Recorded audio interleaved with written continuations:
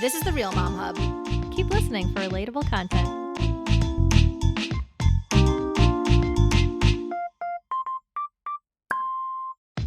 I think Toledo is, and I live outside of Toledo, is actually has less sun than Seattle. Oh, wow. Statistically, it's horrible. I'm wondering why Seattle gets such a bad rap. That's so funny. I don't know. That city will always have my heart. I have this. I know. You were always so defensive. We'd be visiting and we'd be like, oh, it's nice out today. And I would be like, it's always nice. It's nice more than it isn't. That's true. And the food is better. Yes, Food's everything's so better. good. Hello, oysters. Yes. Yeah. I heard about, well, we should probably tell everyone who this is soon, but I heard about Auntie Katie's seafood stew. Is that what you called it? Stop it. It's in my I've intro. heard Get about out of here. Oh. Okay, Emily, you go. Okay. We are graced by the presence of our Auntie Katie today, and to place her in our family, our dad is the oldest of 5 siblings, and Auntie Katie is the oldest of the 3 sisters in that brood. She's a quick wit, always a good time, and the auntie I'd be most afraid of going up against in a street fight, which thankfully has never been tested because she funnels all that energy into cheerleading her family members and practicing extreme familial loyalty. And lest I make her sound frightening, let me assure you that an experience visiting her home and hearth is one of total nurturing. A few weekends ago, she casually rolled into my home, which is about 6 hours away from her home, with a massive soup pot. Like, I think you could have roasted a small child in there. But she hosted a very elevated seafood feast for like 10 people in about 20 minutes. Didn't even break a sweat. So that's some anti-magic right there. And I've heard about this seafood feast from both of my sisters. They were like, I have to tell you. It was like the first thing they talked about. Just so you know. It was so good. I need the recipe. Well, I mean, O'Leary's connect through food. In such a big way. We've talked about that a lot. But I'm a little sad that, are you sure she didn't break a sweat? Because if she didn't sweat in the food, then it probably wasn't as good. So I kind of hope she sweat a little bit. I did. Probably during the prep work. Yeah. Okay, good. Yeah. Yes. Okay. So it just been like frozen sweat. I don't know. It was delicious. I love it. I love it. Oh, That was super fun. That was so fun. You just kind of popped in. We had a big casual, because we had friends in from out of town. I loved having a massive bodies around my dinner table. Just connect. That was really special. It was. Did it? It was. Did it make your house feel more homey having all those people there? Yeah. Yes. Yeah. Was that your biggest gathering? Well, besides like us. Oh. Yeah. Yeah. Close. Yeah. Okay. Opening question, Auntie Katie. Are you ready? So you are talking to a fresh generation of budding matriarchs. What's one trait of womanhood that you hope that we cherish and celebrate? Your superpower. Continue adoring your superpower. I keep thinking about this more and more as I get older, because I was an older mom when I started, and I was a really old mom when I had my last child, who is 13, as you know. And what I notice is it's so hard nowadays for women and men to connect with the idea of our ability to have a baby and to nurture a child is our superpower. And there is nothing more magnificent in the entire world than being a mom. And I would love for that to be a celebration. And I would say that's my biggest, people are like, I just feel like there's a lot of negativity associated with children and with parenting, because kids are expensive, because you get warrior wounds in the shape of scars on your belly. You get saggy boobs. You're exhausted and you get bags under your eyes. And so there's all this negativity associated. But when I see, Emily with that big, chubby little chunk and just loving on him, and when I see Callie helping Phoebe with violin with Nora and Charlie in the background, I just think that is what it's all about. It's that fierce, fierce superpower. It's fierce, but not always glamorous, right? Oh my gosh. Hardly ever. Well, and so you're talking about like stretch marks and sleepless under eyes and boob, everything Callie and I are in the throes of right now. Yeah. And I actually think I know it's hard on your body, but that didn't register to me until I was in it, really, or until I got pregnant and I had to start thinking about the changes in my body. So those to me are more private deterrents, if that makes sense, towards being a mother. Can you think of other instances outside of that private experience, maybe more external instances where you feel like that superpower is challenged by society? Well, kids cost a lot of money, so people worry about the money. And one of my biggest things is that society and the government kind of says that in order to be fulfilled, you have to be doing what's good for you. You have to fulfill yourself. And both parents, in order to be fulfilled, have to be working. They have to work and they have to work and they have to work. And they have to figure out and it's like the kids are tangential to the family. And I would love to see something where the family is at the center.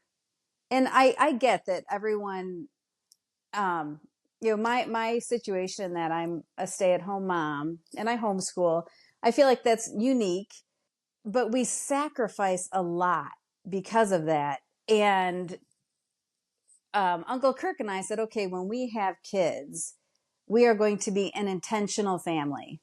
And being intentional means that we will laugh, love, pray, worship, school. We're going to do everything together through the nitty gritty. And I've lost my train of thought. But that Nope, kind we're of just on a us roll. all the time. Let's keep going. But I feel like that kind of thing is looked down upon. I can't tell you how many people say, "Oh, you're just a stay-at-home mom," or, "Oh, you homeschool your kids." Just people get so judgy about it. And I think my sole job in life is to take these human beings I've been gifted with, and to help them become beautiful human beings who are out there in service to the world, in service to others, in shining God's light everywhere. And that's my job. And I can't think of a job that's more noble than that. And Uncle Kirk and I work as a team. I can only do that because he works so hard to make that happen. And it's important to him.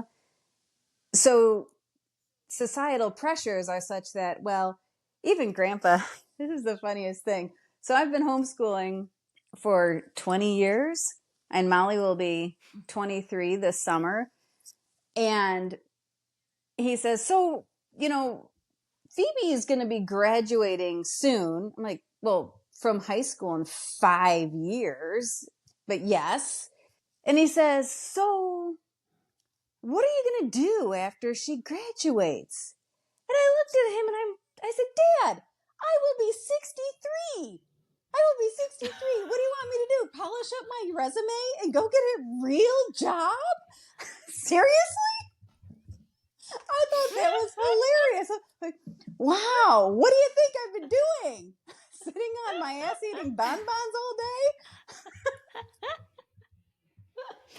Well, Okay, there's so many things about what you just said that I'm so curious about unpacking. And one of the top ones is the balance of you and Uncle Kirk and what you bring and how you stay your individual selves, also the collect. I would love to get to that at some point, but I'm curious if we could start with.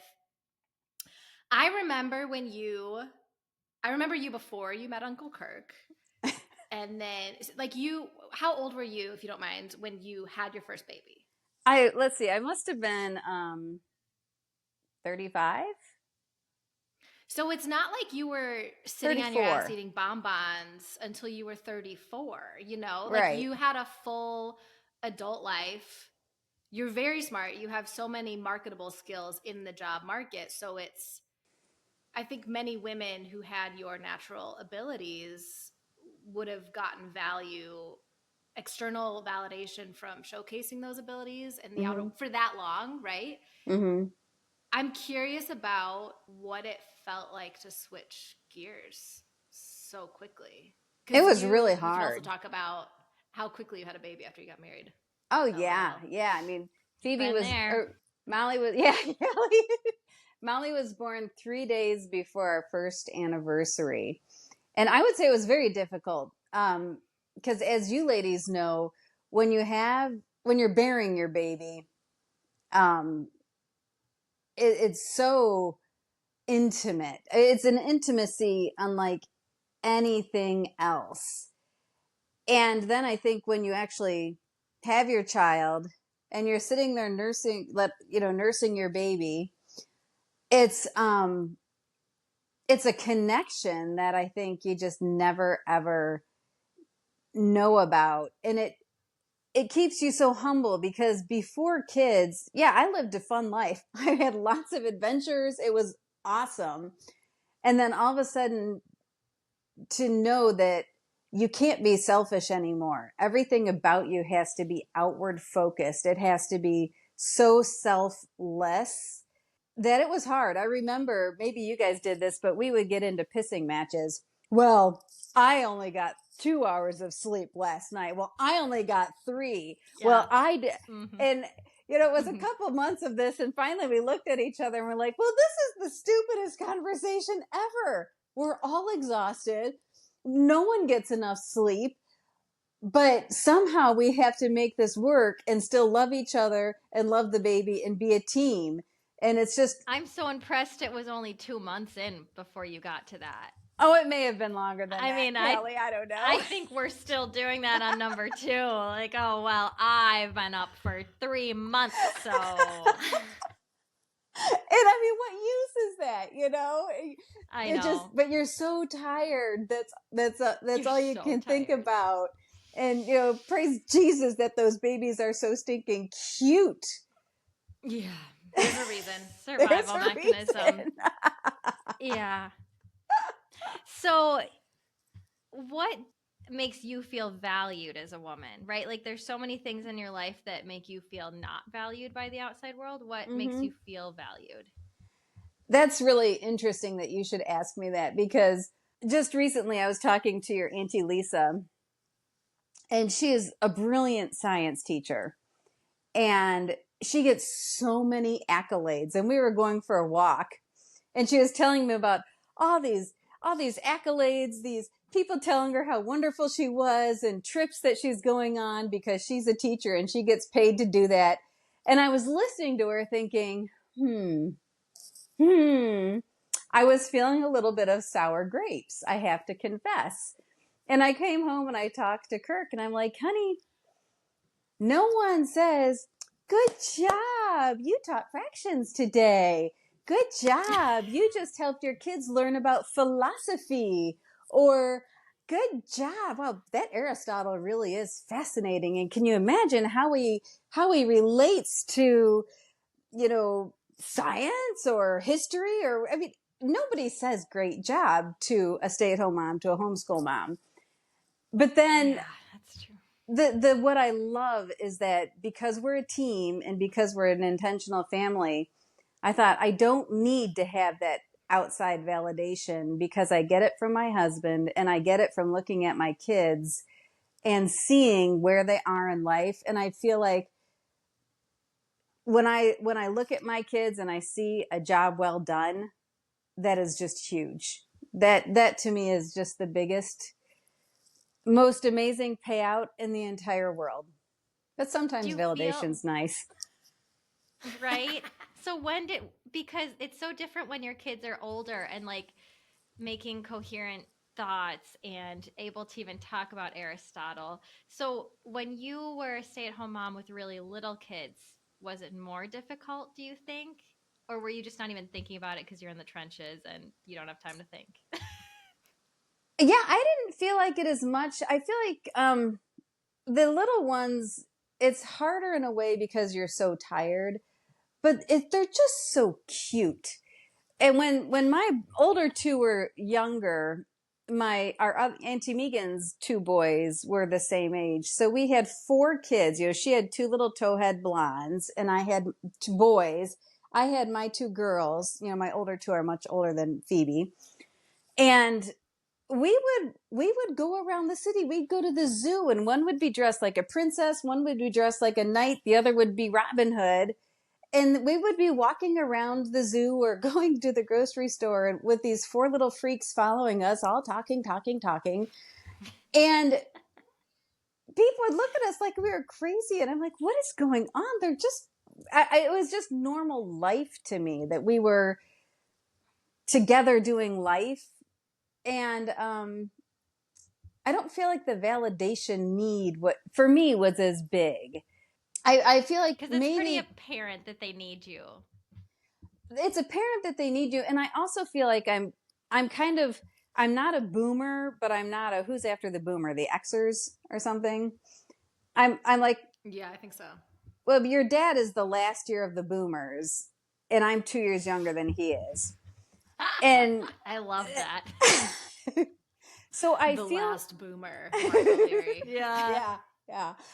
But we were super close growing up, and we're still really good friends. And I feel like because I'm old enough that I still have that idea that being a mom is a worthy vocation. It's whereas I feel like in modern speak, a lot of my friends now, they're closer in age to my oldest daughter than they are to me. And when I see the trials they have, they grew up in this environment where, it's wonderful that women vote, that we can do anything we want. There are no holds bars to women anymore, which is great. But I think in doing so, we've kind of lost this idea that there is so much nobility in being a mom, that it's not just being a mom. You are entrusted with these tiny souls. And it's such a huge, amazing responsibility that I would love for more moms to value that instead of saying, my job should be primary, or let's let somebody else raise my kid while I do this. I think, no, you and your husband, that is the most important job you will ever get. And I think it's an awesome, awesome responsibility. Did you always want to be a mom? Like, for me, I never thought about if I wanted to be a mom. I just Mm-hmm. assumed I would be a mom because I come from a big family. So I was just like, oh, obviously, yeah, I'll have kids someday. And then Callie, I think you can speak. I don't mean to speak for you. You can tell me if I'm wrong. You were excited to be a mom when you were in high school, like eventually, not like you wanted to be a teen mom. But so Well, do you remember wanting to be a mom when you were younger? It's funny because I always said, oh, I want to get married and be a mom. To me, the bigger You part did. was, my bigger part was the marriage thing, though. I wanted to get married. I wanted to get married and have sex, That was like the cool thing. And, motherhood, would just come right through to that. But quite frankly, I didn't even really like kids. I'm like, oh my gosh, keep them away. I didn't enjoy other people's children. So I don't know why I wanted to be a mom, because it's not like I enjoyed other people's children, but I love mine. Well, that's why I think, like, I have not loved kids or babies necessarily, unless they're like my sisters or my close friends. But I think for me, I was like, oh, I'll always be a mom because like we come from such a big family. Yeah. It's just how I knew to have such strong relationships and be loved as an adult. So I just assumed the natural progression would take hold. I'm curious. Okay, so when you were busy being excited about marriage and not considering children, what are some differences you think you thought your life would look like? So let's say, I don't know, like 22-year-old Katie, what do you think she would have assumed about your life now that's Wow. different? I don't know. I love the trajectory my life is on. And since I assumed it would be marriage and family, I would guess my life now is richer than I ever imagined it could possibly be. And when I was at your place, Emily, and you and Meg were there, and I could have been reading something into Meg, but with that 2-month-old, she had that shattered new mom look, but she was still just, Shattered. That's so apt. Oh. yeah, I mean, she was just loving on that baby, and just seeing you two as moms at that stage, just sitting there nursing your babies and just being real. That is the kind of richness that I just never imagined. It is so beautiful. And you cannot, Emily and I were talking about this yesterday. You cannot verbalize that feeling. Like we can try. You could write Mm-hmm. poetry. Shattered was actually a really great word, but you just can't know until you do it. It's like the Mm-hmm. one thing in life you really can't know at all. Yeah. Mm-hmm. Yeah. A while ago, my coworker and I at school were talking about something. I don't even remember what it was, but it was something very heartbreaking, like something with a kid. And I don't think it was one of ours, but it was just so heartbreaking. And we sat there just saying, wow, it's being a mother is just so deeply hard sometimes. It just came to my mind like, your heart is broken literally every day.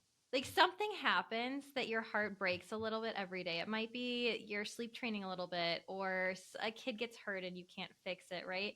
Mm-hmm. But the heart is a muscle and it really does get stronger. Like as cheesy as that sounds, Mm. the fact that you're shattered so completely when you become a mom, I mean, it Mm-hmm. is just this, it's incredible how much stronger you become. Well, and as soon as you have the baby, you have to start letting them go. I mean, even when Yeah. they're dependent on you, as soon as they put that baby in your arms, they're striving for independence. And you're like, no, no, you were my everything for 9 months. Don't you go? But you have to. And that's so hard. It is so crazy, that feeling when they're actually outside of your body. So you're simultaneously meeting this person that you never could have imagined because they're so unique in themselves, even as little blobs in the bassinet, but they're just detached from you. I can't even. And this, I denied that I was pregnant psychologically for most Yeah, of the my whole time. pregnancy. Yeah, I was kind of ignoring it because it made me feel so terrible physically. But that moment, yeah, when you're like, wow, a nurse, and this is like my what are they called? Catastrophic thoughts, whatever, Oh, rearing their heads. I'm sitting there in the Mm-hmm. hospital, like a nurse could literally just walk out of here with yeah. that baby, and there's no Mm-hmm. tracking device on Or it. did you get the did they swap my baby fear? Mm. No, Oh, no, because we had our eyes on him, one of us, the whole time. But So I did mean, me we. too, but we're so tired. I was like, what if I forgot? Like, what? Well, actually, we didn't because with Charlie, they had with COVID the rules they had to take the baby to the nursery to do a certain thing. Yeah, and Kevin Oh. I couldn't would go. have It was horrible. lost It was my horrible. shit if they said, "Let me take your Uh-huh. baby out of this room." I Mm-mm. would have Mm-mm. ripped. I would have destroyed medical equipment, I think. Yeah, it was horrible. No, Wow. totally with you. Wow. Well, Charlie And is I so was so obviously. tired I couldn't even. Oh. Yeah, he's fine, I guess. He's perfect. Oh. Today, we're eating outside because, of course, when it's 45 and sunny in Wisconsin, you eat lunch outside. And he didn't like the food I'd made him, and we're working on Independence, and I was feeding Nora, and I'm a mess, and he's like, I'm gonna go make a different sandwich, and I'm like, okay. So Wow. he comes outside with a slice of bread, and then in his other hand, oh, he needed me to open the door, and I opened the door. He has a slice of bread, a stick of butter that's like melting over his warm paw, and a knife. So yeah, he's fine, but is he? I don't know. He's not even 3. I'm just impressed that he was feeling that industrious today. Yeah, actually, I Making his shouldn't own have admitted that sandwich. I let all that happen. So yeah. No, I think it's great. Okay, Auntie Katie, when you consider the word matriarch, what thoughts or feelings come to mind? I told Emily when she asked me about that word, I said, when I hear the word matriarch, I think of this big, buxom, blonde German opera singer. I don't know why. Way to be specific. So specific. I know. And when I think of family structure, I go straight to the opera. Yeah. Right? We're But a little dramatic sometimes. yeah, well, if it feels good, overdo it. The O'Leary family motto. Correct. But then upon reflection, when I think of the women in my life who have been instrumental, and I look at, your Baba, my mom, who is so fiercely independent and strong-willed, while at the same time being so fiercely in love with her family. I think that's pretty incredible. And one of the things that I think that helps us being from a strong family is that we have generations of women who did nothing but the best for their families. And that's the matriarchy. And it breaks my heart that society has turned things so that is not something that is valued. And when we're together as a family, my family of 5, we do things very publicly as a family, intentionally. And we've noticed over the last couple of years, there are just so many people who are so broken, who come from broken families, and they see our family together, working as a unit and having fun together and loving each other, that they comment on it. And I feel like that's part of the matriarchy too. It's showing people the beauty of our superpower. So being a matriarch means I can demonstrate to you that having children is not all puke on your shirt, poopy diapers, and exhaustion and stretch marks. It's so much richer and more than that. And you can use that feminine superpower to reflect onto the world a certain light. We were chatting some weeks ago, and you were talking about a few times where you had shown up in a way that was nurturing for people in your community that may not have access to that kind of nurture. Mm-hmm. And it's not something I think that we seek out. I mean, I don't wake up when I'm having a bad day and say, oh, I just need some nurturing. I mean, where I go is like, I don't think we're trained as a society, as adults, to just say, you know what would really fix this is someone showing up to me just for the sake of showing up. Mm-hmm. I mean, my go-to is, Kyle, I'm feeling a little fragile. X, Y, and Z is probably going to piss me off today. If you could show up and, ABC for me, that would go a really long way.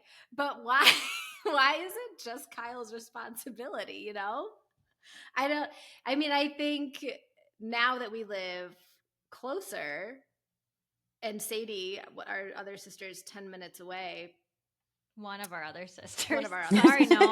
That's not what I meant. She's 4 hours away, so no. Yeah. So it's there's almost like a different facet of familial help that I can call in Mhm. now, emotionally, in a way that's different than it's different than just a phone call. I don't know. Just the way that we as adults in America right now accept nurturing, perform nurturing. We're talking about all this self-care right now, but Mhm. yeah, why is nurturing each other not necessarily part of that conversation? And we put so much pressure on our significant others because, Mhm. like, I think especially for Kevin and I, we were engaged and married during COVID too. So, and I had just moved back to Wausau, or I had moved to Wausau. Kevin had moved back to Wausau where he grew up. So I didn't have friends and I couldn't really make them. So I got so used to assuming that Kevin was going to need to be everything for me and expecting that. But he can't. Only Mhm. women, another woman, especially right now, just in the stage that I'm in, especially another mom, can look at me and just know. And I'm not a crier, but like the few times recently when there's been another mom that's looked at me and like just even like given me a look that says, I see you, I'm like, Mhm. yeah, you do. I think Mhm. you have been a crier for almost 3 years now. Stop. You're It's a not. good thing. I think it's healthy. Listen. Ah. No, I see what you mean, but I think part of the reason why this whole idea of nurturing, we have a declining birth rate in America. So people don't see people with babies and little kids because so quickly moms and dads go back to work. They're incentivized and told that you're supposed to go back to work. So people just don't see families interacting. So first of all, there's that declining birth rate. So there are people who have never even held a baby, let alone see a baby by the time they're an adult, which is sad. And then we have this huge anxiety rate, especially since COVID. We have people who are isolated, they're on their phones all the time, and anxiety is huge. But I think one of the things that you find when you're a mom is that you have to be focused outside of yourself. As soon as you're focused in on yourself, you're not doing what's best for your family. And I struggle with anxiety, and I had horrible, horrible anxiety for many, many years. And I had to do a lot of self-help after my first baby because it was so bad. And even now, if I feel myself falling back into those old patterns of anxiety and loneliness, I realize if I reach out and nurture someone else, I feel better because I stop thinking about myself. It's not all about me as much as I would love for it to all be about me. Life is better if I'm focusing on someone else. And that's what a baby and a family helps you to do. It gets you outside of yourself and look at that big, beautiful world out there. And you have to figure out how to nurture that way. When have other women shown up for you? Oh, Like, when have been the most crucial times? you know, um, I would say with Molly, I guess it was with Phoebe the most because, I was an older mom. I was AMA for all my children. I was really AMA for her. And What is What that? is sorry? What is Above? AMA? advanced maternal age. Oh, okay. They're like, oh, you're AMA. Um, uh, but with Phoebe, she came on. All my kids were 2 weeks late, and she came on in the midst of a terrible, terrible illness. We were at a party, and everybody got That's the right. flu. Firing simultaneously from both ends. We were so sick, and at that time, I don't know if either of you had breast infections, but I had one with Lucy. And, 1 minute you're fine. And then the next minute you really think you're going to die. It's that quick of a switch. And they were wheeling me out of the hospital. And I said, oh my God, I have a breast infection. I think I'm going to die. And they didn't believe me because it had only been 48 hours. And I called my midwives and they wouldn't respond because I don't get fevers ever. So there I was, I was so, so sick. And I had a friend at the time who was also a mom. And this is just such a beautiful story because she had had kidney failure earlier that spring and they had to take her baby super fast. And then she had to go into surgery. So your Auntie Lisa showed up at the hospital because she had just had her second son. And she nursed my friend's baby while my friend was in the hospital. Then this friend was helping me while I had the breast infection. And you're a good friend when you're trying to nurse your baby while she's massaging your boob to help everything release. But then I ended up in surgery with horrible mastitis, and she nursed my baby while I was in surgery. Wow. And I thought, that is what it's all about. And what's hilarious is at the hospital, you couldn't tell them that someone else was nursing your baby. Oh boy, that's bad. So I'm like, it's that red tent, that visceral stuff that women could be doing for each other. That will stay with me forever. And what's so cool is Phoebe, for 2 years after that, anytime she saw Jenny, she would nestle her face right in her neck and call her Jenny. There was this connection that was crazy. That's so cool. Mm-hmm. Wow. Well, and I've learned since becoming a mom that it's a big deal to talk about breastfeeding versus formula, and there's a lot of judgment on both sides from women. So even to know, A, yes, we are parenting the same way in this one instance, and B, you can show up for me in this way. There are just several levels of closeness that there's so many layers. So many layers. I have to say, I That's cool. loved that when you and Meg breastfed at your house the other day, you let it all hang out. Because my boobs are so massive that it takes like 5 hands and, a forklift to get a baby to my breast. So all those little modesty things, I'm like, it is all hanging out.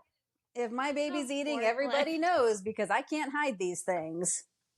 And I love that. It's like, quit hiding your boobs.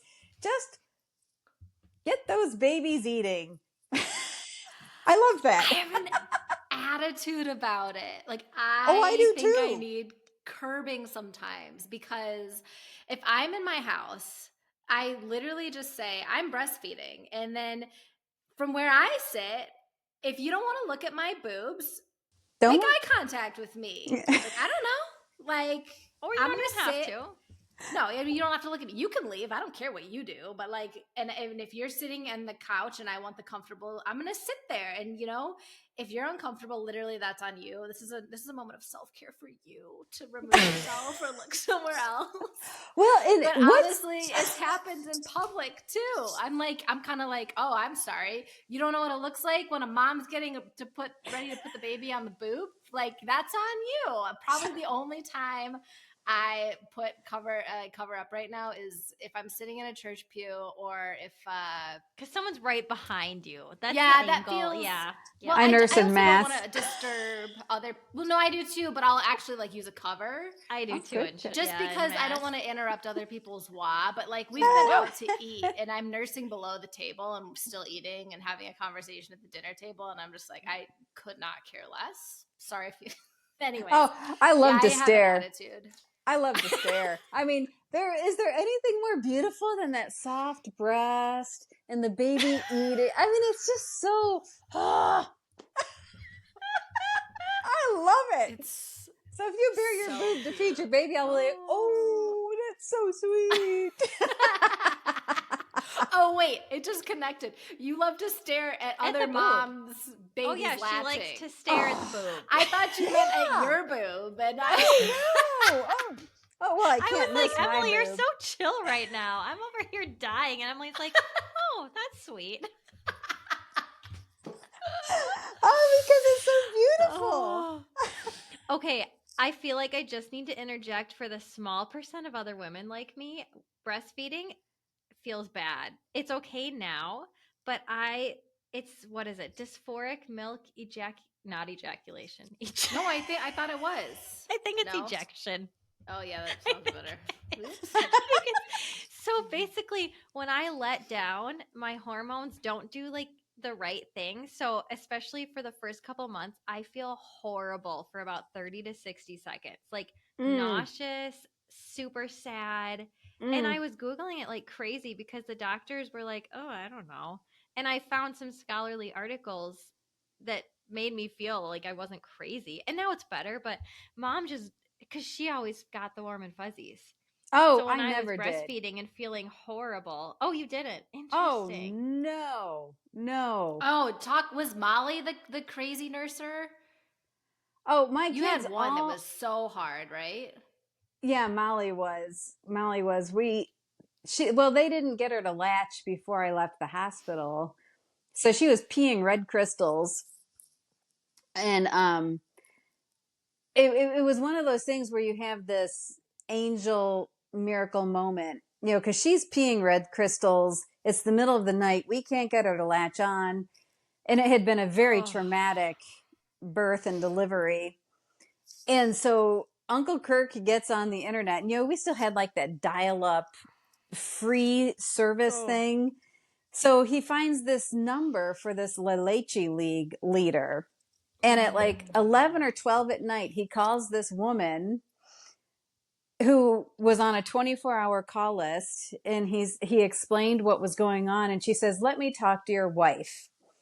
And I said, I'm like, "My baby," and I'm just like crying, and she calmed me down and she said, "Honey, do you have any formula from the hospital?" And I said, "Yes." And she said, "Okay, you need to get some formula in that baby." And I'm like, "What about nipple confusion?"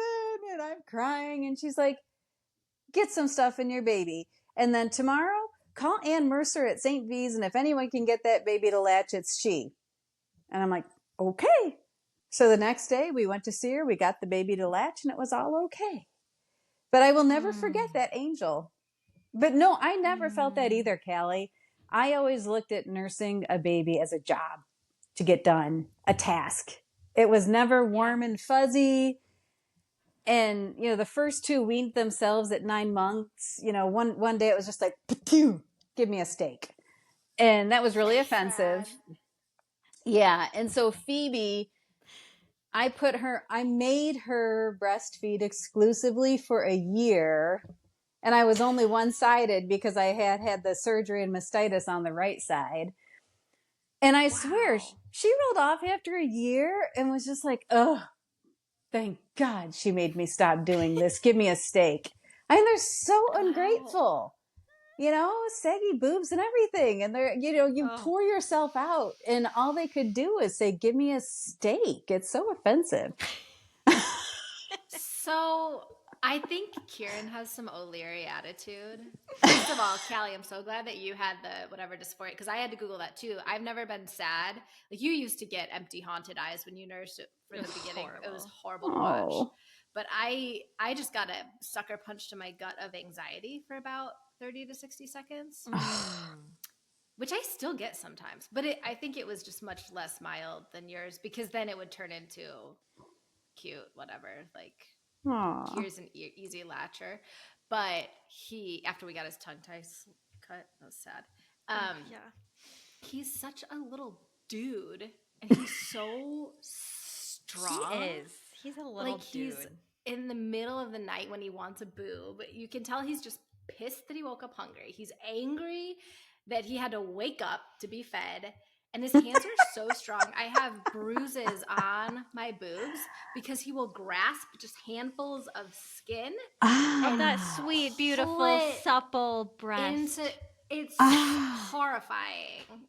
Yeah. Wow. Maybe you should train And him he's not to gonna do be that. 16 someday. I try. Ah. Is he biting yet, though? Oil him up. I digress, No. but Oil. that's a really good idea. Yeah. That is a great Vaseline, idea. man. Yes, coconut oil, get a little moisturizer for those tiger stripes. Yeah. Suck my oily tit, Kieran. No, your oily tube Too sock, far. right? No, man, I'm still producing milk. That's just what it's going to be like once I'm done producing milk. Oh, so you're freaking out about your future tube sock boobs. I'm not freaking out. All I'm saying is I'm very much like previous to nursing, I've been free the nipple. Like I never wore bras on the weekends. I'd be like under t-shirts, and that's just not going to be my story anymore. So. Yeah, they're going to flap in Yeah, the breeze. big whiner. Yeah, yep.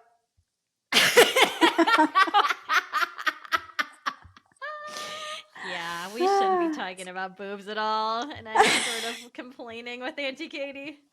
That's true. Well, I got a boob job after the last one, so that's all good. Yeah, and you are still just like Venus. Stacked, man. I remember you're so stacked after a boob job. You rolled into Sadie's wedding with that like velvet dress, just like perfect hourglass. Oh yeah, there was like a little keyhole thing, wasn't there? Yeah, it was pretty low cut. So cute. I rubbed myself all over Emily as the fertility goddess, and I'm pretty sure that's how she got pregnant. Is that how it works? Yeah, that could have been in tandem with Callie getting knocked up. That's really I what was pushed already me over the pregnant edge. then, just nobody knew. Yeah, Well, I knew. Yeah. Man. Funny. I want to talk about your marriage, because you mentioned at the very beginning where we were talking about like matriarchy, you're talking about balance and an intentional family. And I will say, you two, out of all the 5 siblings, your marriage and our parents, so mom and dad's marriage, are the most traditional, I think, in terms of gender roles. But I'm curious about how that evolved. Like right after you got married, you find out you're pregnant. How were you divvying up responsibilities and complementary superpowers? I don't know that we talked about it so much. And I was really kind of a jerk, I think when you get married older, after all these years of being selfish, getting married is hard. And I am very aggressive. And Kirk is this beautiful man with this servant heart. And somehow God gave him the strength to withstand me and stand up to me. And God gave me the heart to soften. And I really feel like I told him on no uncertain terms, I said, we're married. When we get married, if I have a baby, if we're blessed with children, I will be a stay-at-home mom, because it's the most important job we can ever do. And he agreed. This was when you were engaged? Sorry. Yeah, before we got married. Okay. Yeah, I said, I will not work and be a mom. I said, that's not fair, because I think if you take on the responsibility of raising a child, it has to be the parent's responsibility to do what needs to be done for the child. It's not the state's job. It's not somebody else's job. It's our job. And he agreed. So we just, because we got pregnant right away, he figured it out. Just like I had to figure out how to be a mom full time.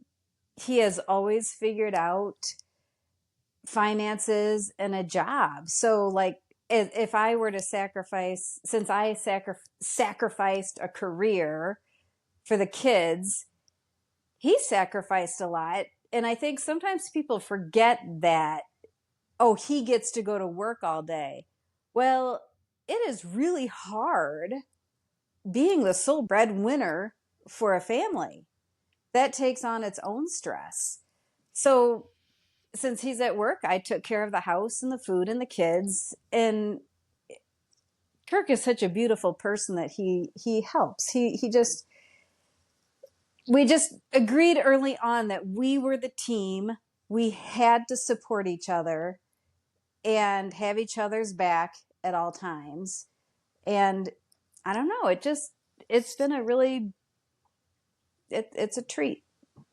You are such a fierce nurturer. I mean, I don't think anyone who knows you can miss the nurturing aspect of who you are. But Uncle Here's Kirk, my pot of seafood. Eat it. It was no. I have to go back. Okay, I'm gonna circle back to my point. No tangent. I was texting with Auntie Katie and Sadie, and Auntie Katie's like, "Oh, I'm coming by from dinner." I'm like, "Dude, I have a full house. Like, I can do food because I don't, I don't want you to cart, a whole thing for like 10 people. Please just come. It'll be easy." And Auntie Katie texted back something like, "Emily, let me do this, okay? Okay, heart." And it was a really short text. And Sadie and I wasn't with Sadie when we both saw this text, but I guarantee you we're both sitting there going like, "Oh, yeah, okay, yeah, no." Like I can hear your voice through the text. I think Sadie called me later and she's like, "Man, that was some real anti-magic, huh?" Because it was incredible. Anyways, so that's a fun power move, but I would say a perfect example of you fiercely nurturing. Uncle Kirk, I think, is absolutely an equal nurturer, which is not always true for men and women. He's a very gentle nurturer. So I would imagine that you two would have to find a balance of how you both nurture when you can afford time for both of you to fulfill that need. It's a need you both have. He's way nicer than I am. I'm a lot I'm a lot like your dad and your grandpa, and I'm decisive, I'm aggressive, and I'm fierce. And Kirk is equally fierce, but in a kind and generous way. And he's much less selfish than I am. So he had to soften me and I had to harden him, if that makes sense, because he grew up in a very close family, but his dad was not a super nice man and he yelled a lot. And Uncle Kirk said, "When I'm a dad, I am not going to yell." So now if he yells, the whole house is like, no one, we have a really hard time with that.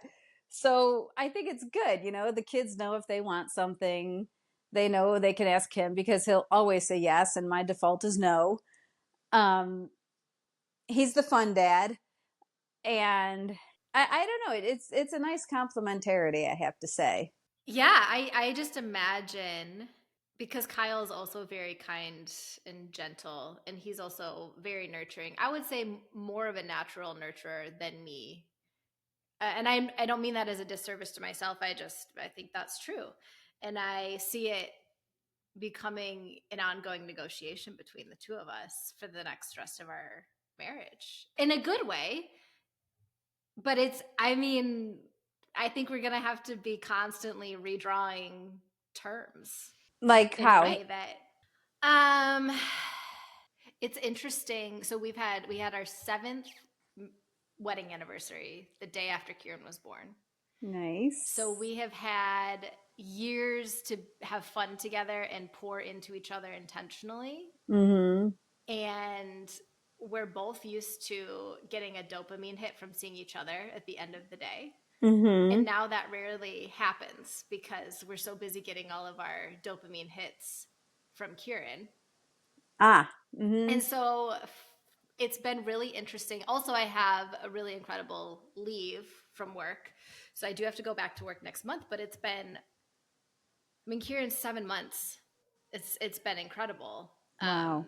Yes. So I guess for me, the hormones are so powerful and I'm so bonded to this baby and I'm so used to having him with me every second of every day, backing off enough to let him nurture Kieran.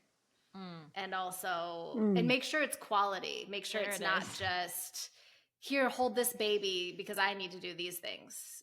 But to realize sometimes it's really nice for Kyle to have a bottle because he likes feeding this baby. That's a powerful thing for him.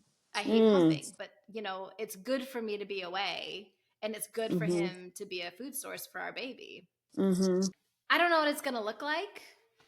It's just looking a little different than I thought, because I didn't know how absolutely obsessed I would be with this tiny baby.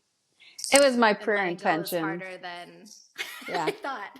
I spent all of 2023, I think every single day, I prayed that you would give birth to that baby and be fierce. That was my prayer the whole year. Oh. And think about a village, having other people raise your child with you. And I think there's beauty in that too. Now that I'm part time, sometimes it's hard, but I also love the perspective shift of I had a couple hours away, and it almost makes me more grateful for the time. I think it's just good for my brain. It gives me this little bit of time to remember my fierceness for this baby or toddler. And I also love letting go a little bit is I think a good exercise for me sometimes. Like, no, this is not going to be how I would do it, but I think it's good for me because I'm such a my way or the highway type of personality to say like the most precious thing to me. I have to learn that. Like, that's been so challenging, but I am grateful for that. Because even with Kevin, I'm like, well, did you make eye contact for long enough before you frowned?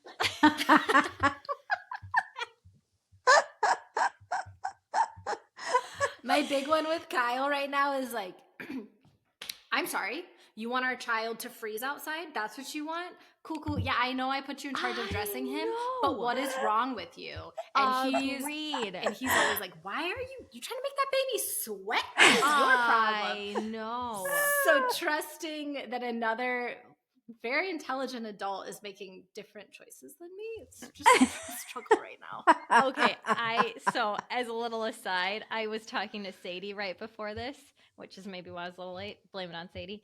And we were talking about Easter, and I said like, "Hey, does William really want to go to mass? Because he's not Catholic and he didn't grow up religious, but like we need somebody to watch the kids because of vigil. So and she's just silent for a little bit, and then finally she goes, "I love my husband. I don't know that I want him watching your kid." Oh, wow. And I was like, she was like, it's up to you, but like she's fiercer about that than I am.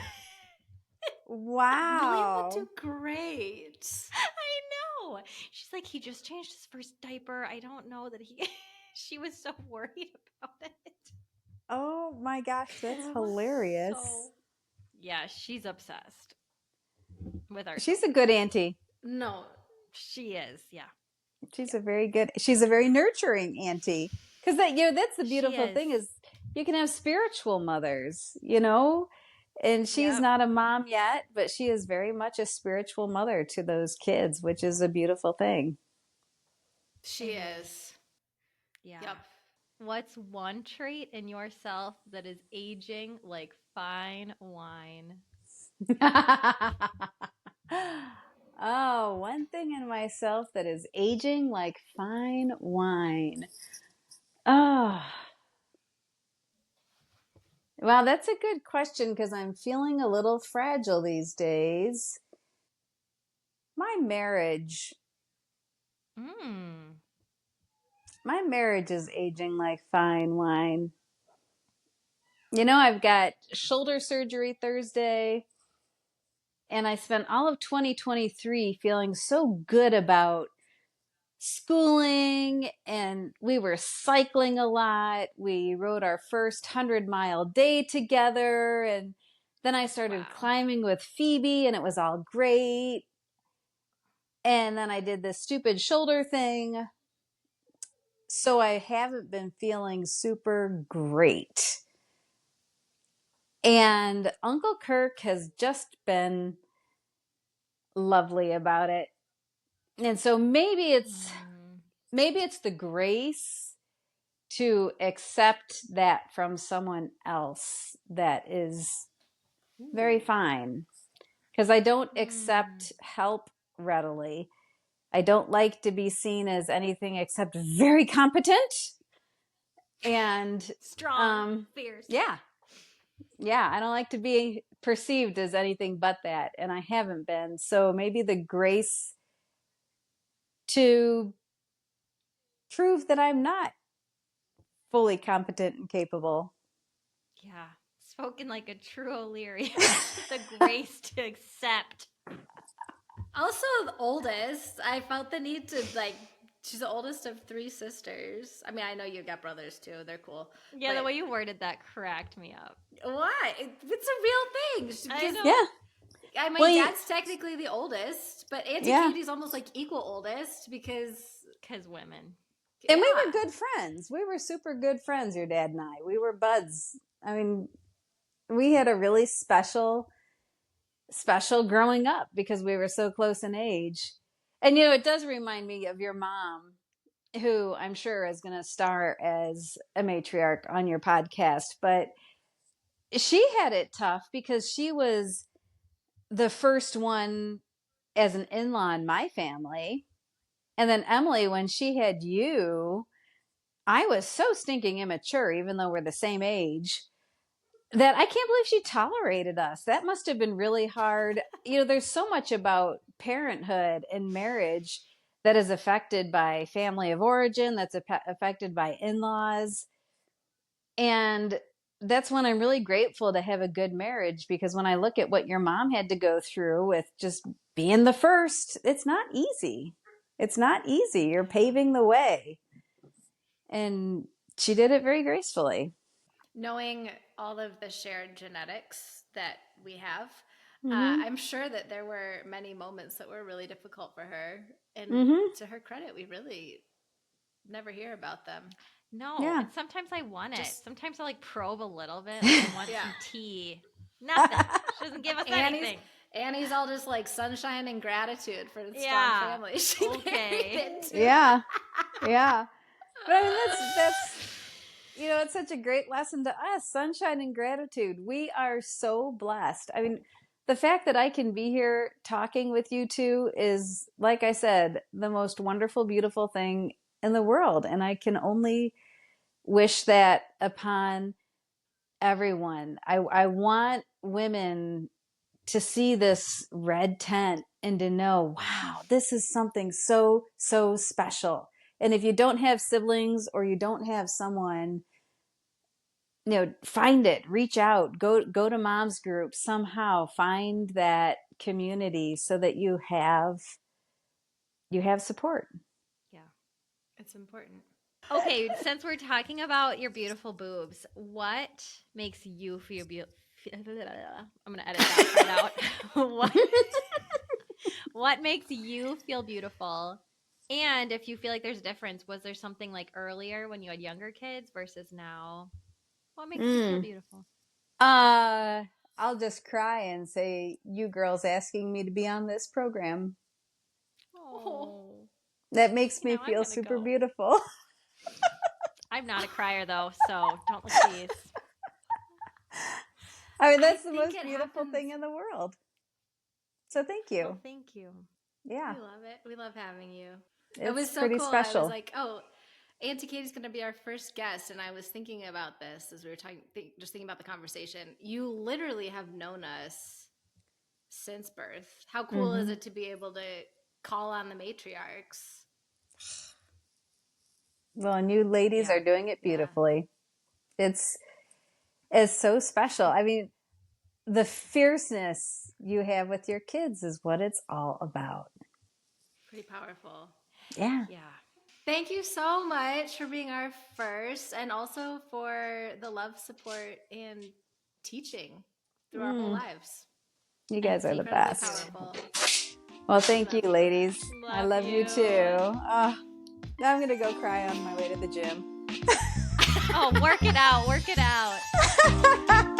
Thank you. Okay, you're welcome. I love you, ladies.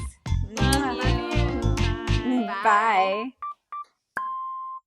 You've been listening to The Real Mom Hub. Our music is by Naomi O'Leary. You can find us on social at The Real Mom Hub. We're not the authority or even very educated on the medical issues discussed. Do your own research, talk to an expert, make your own decisions, and call us if you learn anything new. If you like what you hear, follow us on Instagram, or better yet, subscribe to our newsletter. If you don't, that's fine. We can all move on. Our purpose here is community, so if we've resonated with you, tell a friend. Thanks for listening.